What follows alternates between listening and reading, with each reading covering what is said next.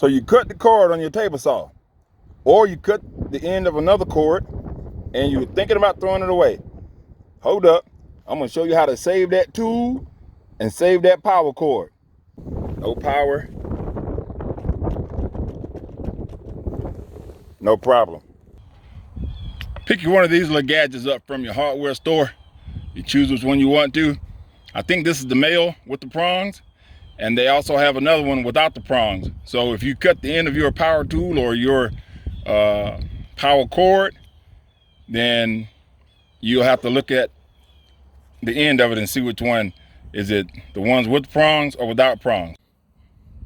Alrighty.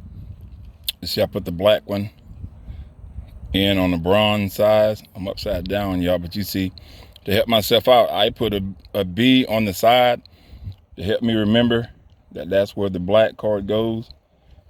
And on the other side, I put a W to help me remember where the white goes, okay? And it goes in a hole right on the top.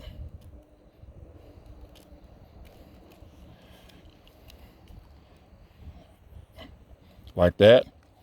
And you simply tighten this bolt.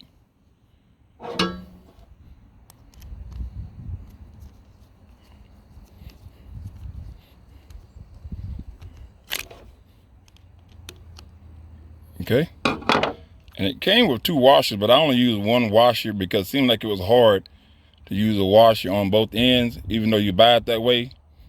You know, I only use 1 to close it. So we shut it. Okay. And then you have 2 more screws on the top. Just tighten those. Now let's plug it in and see if we have power, okay? I hope this is not my last video that I'm making. Hang on.